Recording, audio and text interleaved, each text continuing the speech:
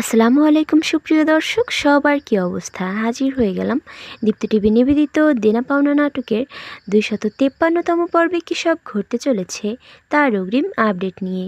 এই পর্বটি কেউ মিস করবেন না, কারণ এই পর্বে আপনারা দেখতে পারবেন পারিকে দেখা যাবে সে মনের অজান্তে ইরফান ও রিয়ার জন্য যে কেকটি বানিয়েছিল সেটাতে ইরফান ও রিয়ার নাম লেখার পরিবর্তে ইরফান ও পারমিতার নাম লিখে নিয়ে আসবে। রিয়া কেক কাটতে গিয়ে ইরফানের পাশে পারমিতার নাম লেখা দেখে অনেক বেশি রেগে যাবে এবং পারমিতার গায়ে হাত তুলতে যাবে। ঠিক তখনই সৌরভ রিয়ার হাতটা ধরে ফেলবে। এসব দেখে ইরফানের অনেক খারাপ লাগবে।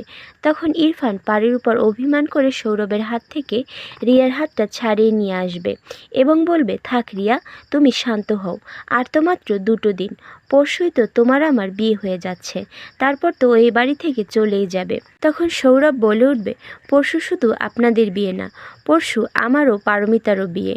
এসব শুনে ইরফানকে দেখা যাবে সে সৌরভের সাথে অনেক রাগারাগি করতে থাকবে।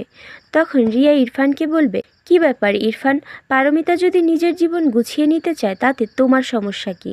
তখন ইরফান সৌরভকে তাদের বাড়ি থেকে বেরিয়ে যেতে বললে পারি বলে উঠবে, না, সৌরভ কোথাও যাবে না, ও আমার কাছেই থাকবে। একথা শুনে ইরফানের মা বলে উঠবে, ছি পারমিতা, কি বলছো এসব? সভ্যতা ভদ্রতা কি একেবারেই ভুলে গেছো? তখন পারমিতা হেসে দিয়ে বলে উঠবে, না মা, সভ্যতা ভদ্রতা আমি ভুলিনি, সভ্যতা ভদ্রতা আপনারা ভুলে গেছেন। সেজন্যই তো ছেলের বউ থাকা সত্ত্বেও সেই বউয়ের সামনে ছেলেকে আবারও বিয়ে দিচ্ছেন।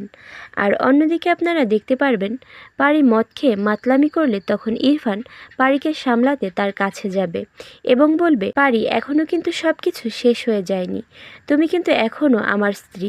ইরফানের মুখে এমন কথা শুনে পারি অনেক বেশি হাসাহাসি করবে এবং বলবে, তাই নাকি ইরফান, তাহলে স্ত্রী থাকা সত্ত্বেও বাড়িতে অন্য মেয়ে মানুষ কেন নিয়ে এসেছিলে?